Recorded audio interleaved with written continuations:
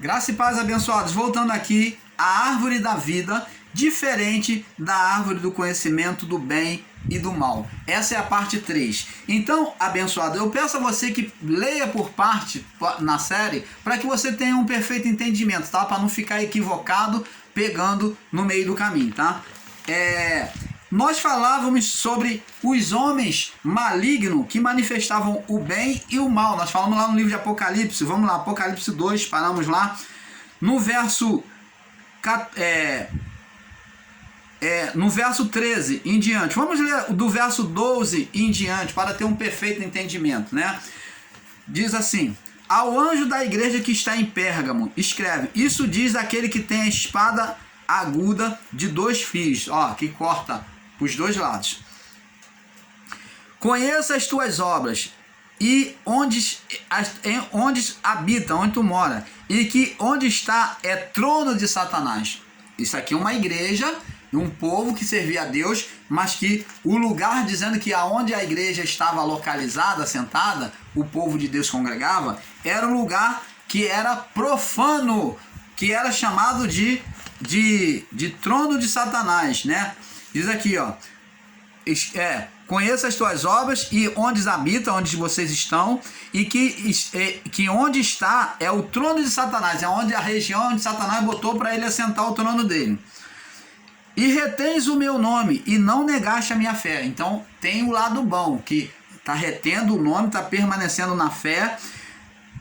Ainda nos dias de Antipas, minha fiel testemunha, o qual foi morto entre vós, onde Satanás habita, que é onde vocês estão residindo e congregando.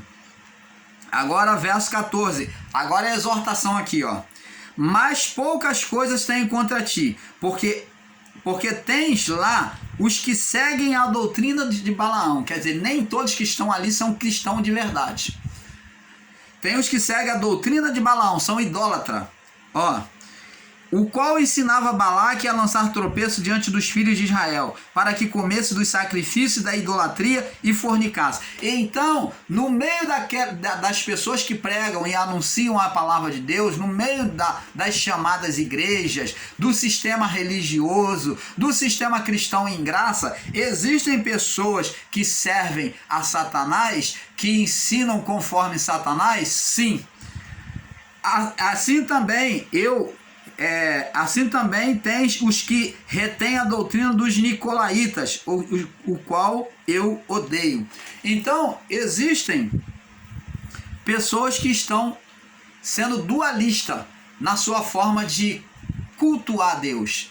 Cultuam a Deus, fazem sinais e maravilhas, como lemos lá no livro de Mateus, que fala: Senhor, Senhor, não curamos em teu nome, Senhor, não fizemos sinais e maravilhas, não expulsamos demônios.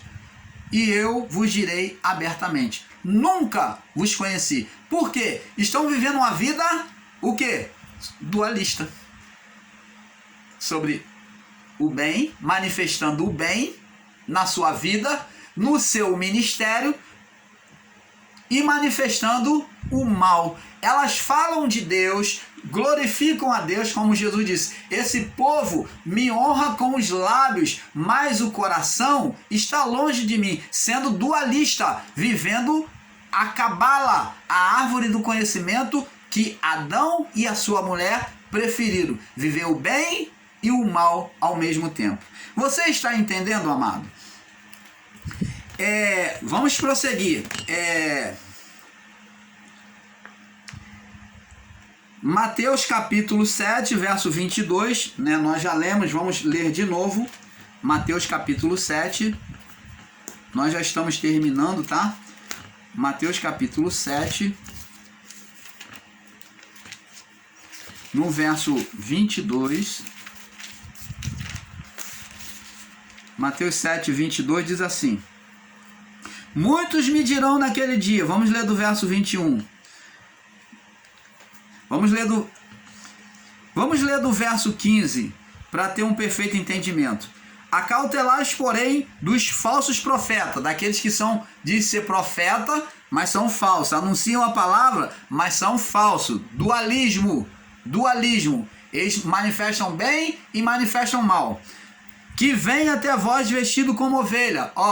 são ovelhas, mas são, mais interiormente são lobo devoradores. São ovelhas e são lobos, são dualismo. Então foi a árvore que Adão e a sua mulher preferiu. Pelos seus frutos os conhecereis. Colhe-se uvas dos espinheiros ou figo dos abrolhos. Então está dizendo que pela sua conduta de vida, pelo seu testemunho, vocês vão saber se a pessoa é realmente de Deus ou não, se ela vive como filho de Deus ou como filho carnal, ou como filho do diabo. Assim toda árvore boa produz bons frutos e toda árvore má produz frutos maus, tá vendo? Não tem como. A vida vai mostrar quem somos nós. Não pode a árvore boa dar bons frutos e nem a árvore má dar frutos maus. Toda árvore que não dá bom fruto, corta-se e lança-se no fogo. Portanto, pelos seus frutos os conhecereis. Nem todo que me diz Senhor, Senhor, entrará no reino dos céus. Tá vendo? Nem todo mundo que confessa a Deus, a Jesus Cristo, iria entrar no reino dos céus. Então isso está falando para aquele povo naquela época, tá bom? Porque haveria juízo sobre eles. Muitos me dirão naquele dia, Senhor, Senhor, não profetizamos em teu nome? E em teu nome não expulsamos demônios? E em teu nome não fizemos muitas maravilhas? Então lhe direi abertamente. Vê que eles fizeram sinais, maravilhas, expulsaram demônios, como muitos estão aí dentro das chamadas igrejas, do sistema religioso, evangélica, curando, libertando, falando aí em nome de Deus, né? Fazendo sinais e maravilha, fazendo e acontecendo, fazendo as pessoas cair no poder. Cuidado com isso, manifestação da carne. E então lhe direi abertamente, esses que fazem esses sinais, que são dualistas, manifestam o bem e manifestam o mal. Então lhe direi abertamente, nunca vos conheci. Ora, como uma pessoa que cura a outra em nome de Jesus nunca teve parte com ele? Como é que a pessoa que expulsa demônio em nome de Jesus, na autoridade do nome de Jesus, nunca teve parte com ele? Como uma pessoa que faz descer fogo dos céus, faz cair as pessoas que se aproximam dela de montão, ela faz gesto assim com o paletó, faz gesto com a mão e as pessoas caem. Ela faz as pessoas regredir na sua vida espírito, no seu espírito lá, né? E vai lá e fala sobre o acontecimento da tataravó. Como é que pode uma pessoa dessa nunca ter tido parte com ele? Porque estão praticando o bem e praticando o mal. Estão sendo carnais como Adão e a sua mulher, gerando espírito de Satanás. Nunca vos conheci, apartai de mim, vós que praticais a iniquidade, como Adão e a sua mulher. Entrou em estado de condenação. Então, somente, amado, com a prática da palavra é que nós iremos agradar a Deus. Diz aqui, 1 Coríntios, Paulo descreve aqui, 1 Coríntios, vamos ver se aqui o irmão Paulo acha aqui, 1 Coríntios,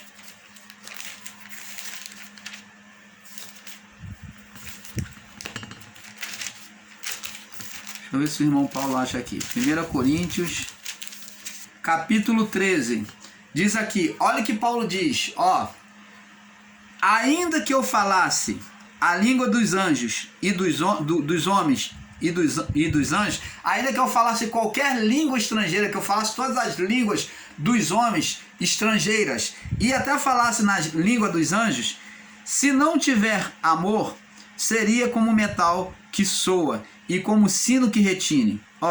Como metal que soa, que vai enferrujar, o metal que soa, ele cria zinabre, ele fica esverdeado, escurecido, o bronze, né? O bronze, o metal, ele soa e ele fica escurecido. Você pega essas estátuas, esses chamado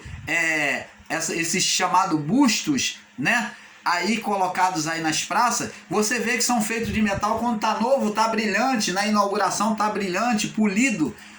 Mas daqui a alguns tempos ele vai ficando esverdeado, vai escurecendo, ficando esverdeado, cria-se zinabe, tem que ser polido de novo para voltar ao seu estado original. Então, a pessoa que não tem amor é como esse metal, que é só a aparência, mas vai, com o passar do tempo, vai mostrar quem ela é.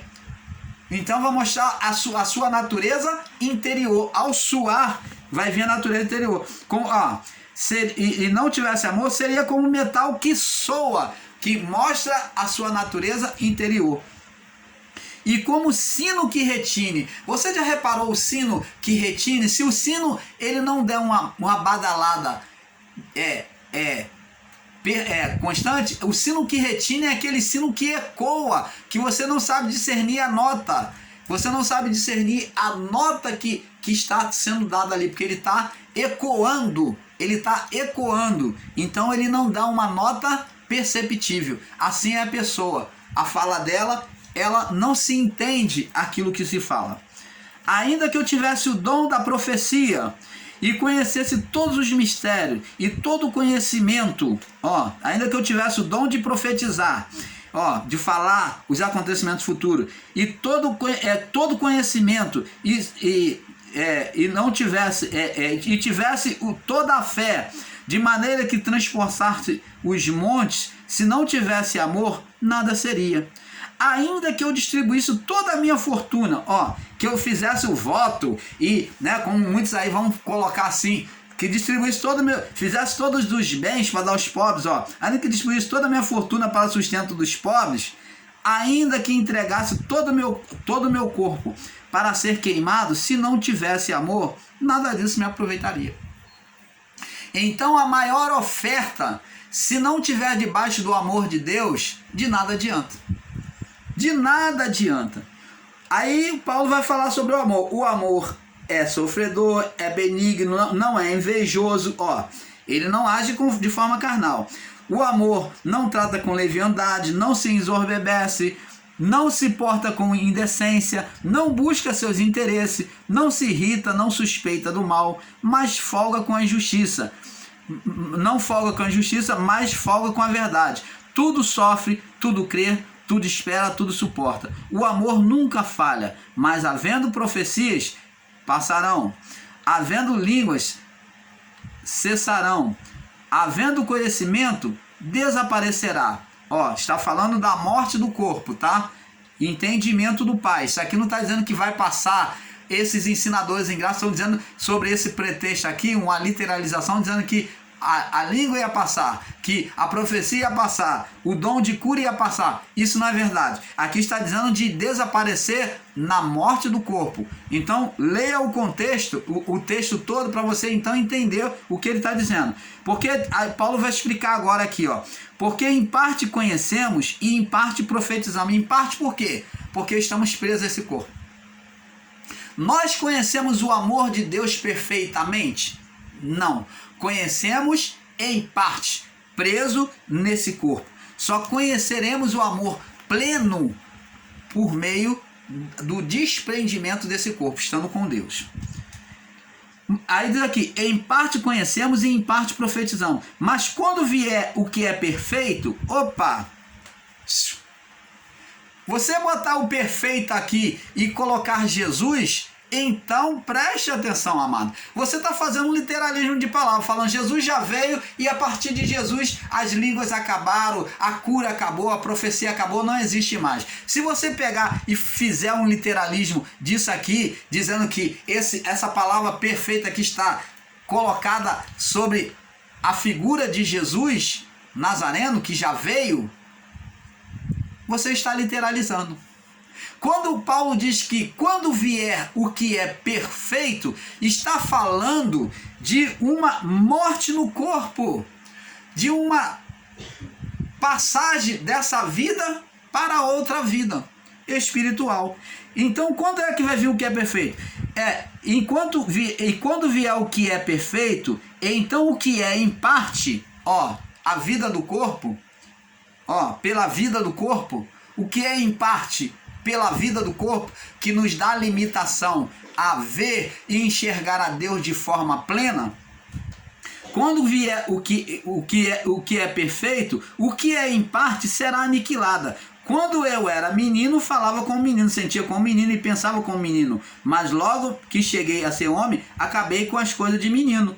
Porque agora vemos como por um espelho em enigma. Olha aqui a resposta aqui, ó. Olha aqui a resposta. Olha aqui o resumo do que está sendo dito, tudo aqui por Paulo, ó. Agora vemos como por um espelho em enigma, nós não vemos a Deus como Ele é. Somente quando em parte, ó, o em parte, deixarmos a vida do corpo, desprendermos do corpo carne, dessa natureza decadente, ó, agora vemos como por um espelho, como em enigma, mas então veremos face a face. Como? Pela morte do corpo. Pelo arrebatamento, né? Pelo arrebatamento, porque assim como no abrir e fechar de olhos, ó, abrir por quê? Porque para Deus nós viemos de Deus, então para Deus você está o quê? Com os olhos fechados. Nós estamos com os olhos fechados nesta vida por causa do estado da carne. Por causa do estado da carne. Então, preso à carne, para Deus estamos com os olhos fechados. No abrir, ó, está no reino de Deus, e fechar de olhos, que é a morte desta vida, estaremos com Ele. Paulo diz, no abrir e fechar de olhos, estaremos com Ele. Agora vemos como por enigma, mas então veremos face a face. Morte do corpo, meu irmão. Agora conheço em parte, porque, ó, em parte, pela vida no corpo, mas eu conhecerei como também sou dele, como também sou conhecido. Agora, pois, permanece, ó, agora, nesta vida permanece a fé, agora no final do tempo permanece a fé, tem que apresentar a fé na vida do corpo, a esperança na vida do corpo. Esperar, estar com Deus. Eles esperavam para a salvação. Nós esperamos o encontro com Deus. Uma passagem. Então, agora permanece a fé, que nós vivemos a fé em Deus, sim, dizendo que muitos ensinadores em graça dizendo que não se vive mais o ministério de fé em Deus. Se você não tem fé em Deus, como é que você vai crer? Se o justo viverá pela fé. Então você lança por terra todas as palavras do Evangelho. Você nega a palavra de Pedro, nega a palavra do próprio Paulo, cai em contradição com a sua própria palavra, que o meu justo viverá pela fé. E como é que você vai dizer que o ministério de viver pela fé não existe? A fé não tem que ser mais praticada. Agora permanece sobre a vida do corpo, quem está sobre a vida do corpo, a fé tem que ter esperança sobre a salvação, para eles lá, e o amor. Ó, amor a Deus tem que ser manifesto. Essas três coisas, esses três, mas o maior deste, Paulo está dizendo, o que vai prevalecer no final, o que vai seguir para a outra vida, é o amor de Deus, é que será manifesto na outra vida, no encontro com Deus, direto. Você está entendendo, amado? Então, abençoado, vamos nos alongar aqui dentro desse assunto mais não. Vamos lá, agora vamos em Mateus capítulo 7, nós já lemos Mateus 7, 30, Mateus 7, 13, Mateus 7, 13, vamos voltar aqui, Mateus 7, 13, para nós falarmos sobre a árvore da vida. Mateus 7, capítulo 13, e nós terminamos, 7, 13, diz assim, nós já lemos, Mateus 7, verso 13. Aí ele fala aqui, ó. Entrai pela porta estreita, porque larga é a porta, e espaçoso o caminho que conduz à perdição, e muitos são os que entram por ela. Então, a porta estreita é a porta que Deus colocou para Adão, que era de não comer do fruto, que é a obediência. E a porta larga, da opção. Ó, a porta da opção, do livre-arbítrio, conhecimento do bem e do mal. Então, aqueles que estão em Cristo, amados, para estar em Cristo, devem dar bons testemunhos para Deus e não sendo dualista, praticando o bem e o mal. Vamos agora falar sobre a árvore da vida, que é Jesus, para nós e fecharmos este assunto. Vamos aqui estar dando as referências sobre a árvore da vida. João capítulo 15. João capítulo 15. Jesus se colocando como a videira. No verso do 1 ao 5, diz assim: eu sou a videira verdadeira. Ó, Jesus colocando como aquela árvore da vida, e não a árvore do conhecimento do bem e do mal, que Adão escolheu, e a sua mulher. Então o homem passou a viver sobre a árvore do conhecimento do bem e do mal. E Cristo vem convidar o homem a viver apenas como a árvore da vida, manifestar apenas sobre a vida dele a árvore da vida. Eu sou a videira verdadeira, e meu pai é o lavrador. Toda a vara que em mim que não dá fruto, tira e limpa, e toda aquela que dá fruto, limpa toda aquela que dá fruto, para que dê mais fruto ainda. Temos que ser frutífero para Deus, vivendo sobre a árvore da vida, que é Cristo. Vós já estáis limpo pela palavra que vos tenho falado. Ó, a palavra limpava, trazia o entendimento perfeito. Estai vós em mim e eu em vós. Como a vara de si mesmo não pode dar fruto, se não estiver na videira, assim também vós, se não estiverdes em mim, Então, ramo que não está em Cristo, ele vai se secar, ele vai entrar no sofrimento, né? E vai ser queimado no dia do juízo, iria ser queimado no dia do juízo no fogo. Fala da punição da alma. Jesus fala aqui no verso 5: eu sou a videira verdadeira. Porque existia outra videira? Existia outra árvore que não era verdadeira? Então existia. Existia a árvore da vida e existia a árvore do conhecimento do bem e do mal, que o homem não foi autorizado ao homem comer. Então essa árvore era a árvore proibida ao homem. E vós as varas, quem estando em mim e eu nele, esse dá muito fruto. Quem está na árvore da vida, que é Cristo, dá fruto. Frutos bons, né? Porque sem mim nada podeis fazer. Se alguém não tiver em mim, ó, se não tiver na árvore da vida, mas tiver na árvore do conhecimento do bem e do mal, será lançado fora como vara, ó, vai ser vara do conhecimento do bem e do mal. Está na árvore do conhecimento do bem e do mal. E secará, ó, sofrerá o juízo. E secará, vai sofrer e não vai dar fruto, né? Porque seca não vai dar fruto. E os que colhem, que são os anjos, lançam no fogo e ardem. Fala sobre juízo. Se vós estiverdes em mim, verso 7, e as minhas palavras, ó, como Adão que desobedeceu, ó. Se vós estiverdes em mim e as minhas palavras estiverem em vós, se vocês obedecerem a minha palavra, vocês vão viver o reino dentro de vocês. Ó, pedireis tudo o que quiseres e vos será feito. Quer viver o reino de Deus dentro, manifeste na sua vida? Você quer ver o favor de Deus em tudo aquilo que você projetar sobre a sua vida? Você quer ver Deus te ajudando, participando da sua vida? Ó, basta estar em Jesus, basta ouvir a palavra. Ó, se vós estiverdes em mim e as minhas palavras estiverem em vós, obedeça a palavra do Pai.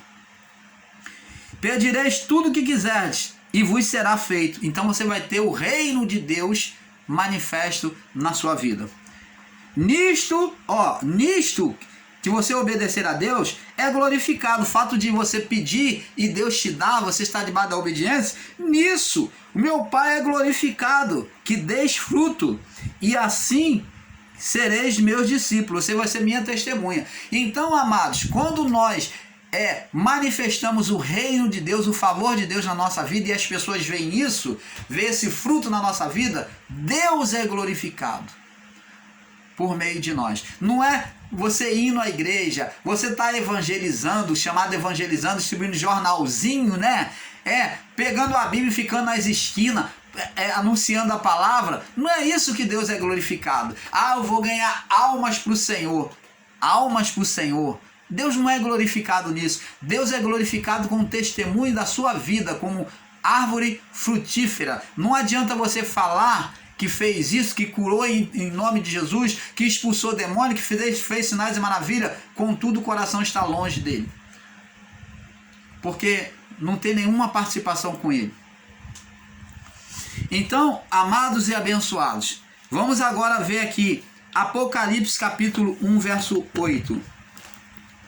Apocalipse 1, 8. Diz assim. Diz assim: eu sou o Alfa e o Ômega, o princípio e o fim, diz o Senhor, que era, que era e o que há de vir, o Todo-Poderoso. Opa! Então aqui está sendo dito, o anjo está dizendo que Jesus é o Alfa e o Ômega. Alfa é a primeira letra do alfabeto grego. E o ômega, a última letra do alfabeto grego. Então, para os ensinadores que em graça, né, que fica aí dizendo que o nome de Deus era Yahushua, Yeshua, Yavé, não adianta você ficar buscando nome para Deus, dizendo que a maneira certa de falarmos o nome de Deus, que nós temos que chamar ele de Yahushua, de Yeshua, de Yavé, de Yeshua. Não adianta. O nome de Deus aqui, preste atenção, que foi transliterado do hebraico para o grego, aqui está dizendo, foi transliterado o nome Jesus. Aí alguns ignorantes, radicalistas, diz que Jesus é nome de Deus porco, e na tradução eles fizeram um acréscimo e na palavra colocando um acréscimo atribuindo ao nome Jesus de porco, Deus porco, e não tem nada a ver. A palavra alfa e ômega, que é a tradução do grego, do hebraico para o grego, que foi traduzido no grego, demonstra o nome de Jesus, que o nome de Jesus foi traduzido para o grego, Jesus.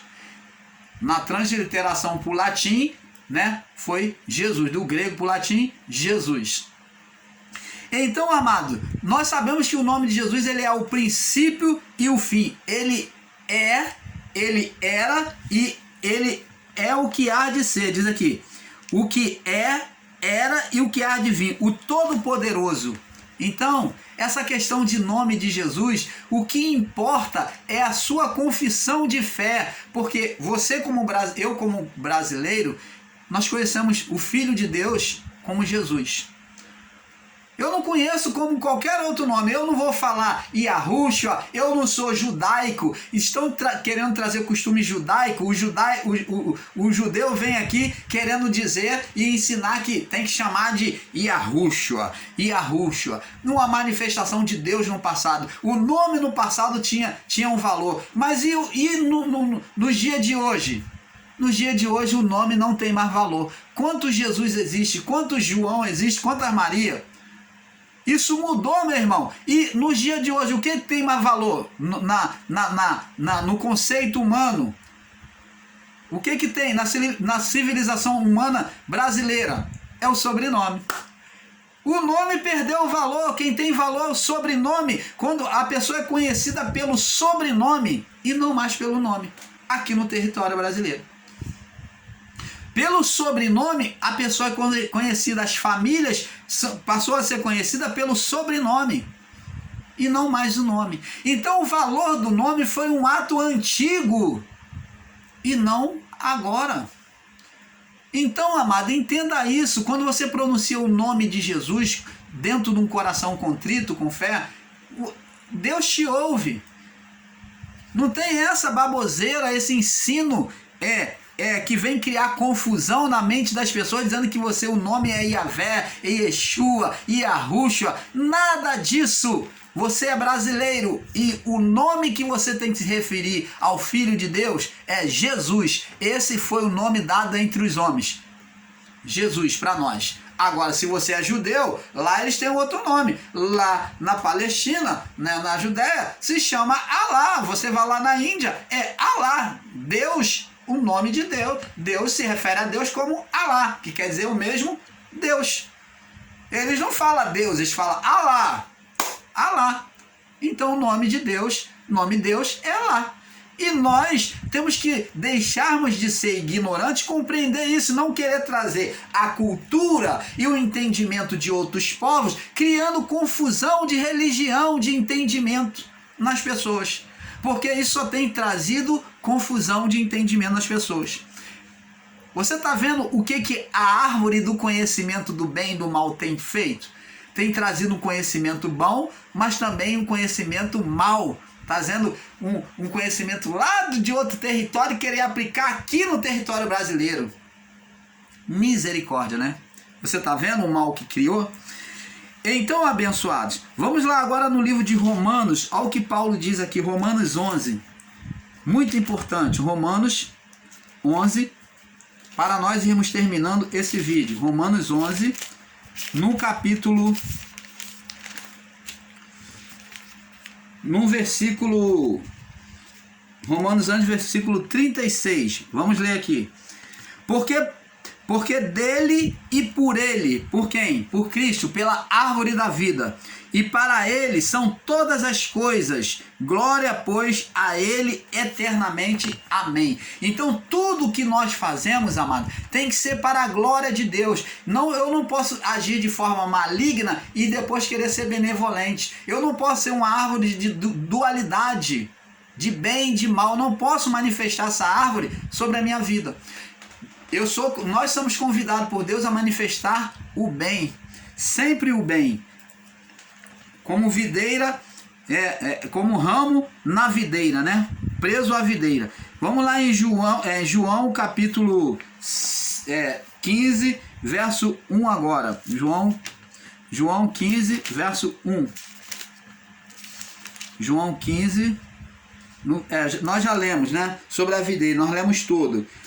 Vamos no Mateus 7, 13, nós já lemos também, né? Jesus disse que nem todo que diz Senhor, Senhor, né? Que pelo fruto se conhece a árvore. E para terminarmos então, vamos fechar aqui no livro de Gálatas, no capítulo 5, Gálatas 5, no verso 22 e 23, onde Paulo fala sobre os frutos do Espírito, 22 e 23. Diz aqui: mas o fruto do Espírito a palavra fruto está no singular, como se fosse um só.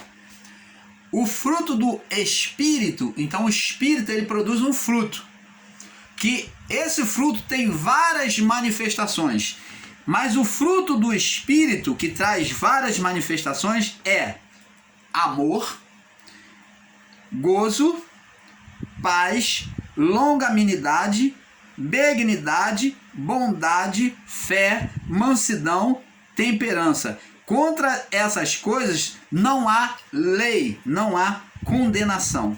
Então, você está vendo? Porque os que são crucificados, os que são de Cristo, crucificaram a sua carne. Crucificaram a carne, porque os que são de Cristo crucificaram a carne e com as suas paixões e concupiscência. Então, a pessoa deixa de ser como Adão, escolher o dualismo, praticar bem e praticar mal. Ela deixa de viver o dualismo, a árvore da ciência, do conhecimento do bem e do mal, e passa a viver somente sobre a árvore da vida que é Cristo. Então, abençoados, nós, o canal Luzes da Graça, vamos ficando por aqui, agradecendo a Deus mais uma vez por esse entendimento da palavra, e esperando mais uma vez que você possa ter tirado proveito neste conhecimento. Que a paz de Deus seja manifesta sobre cada um de vocês nesse dia glorioso. Paz seja dado a todos vocês. Paz.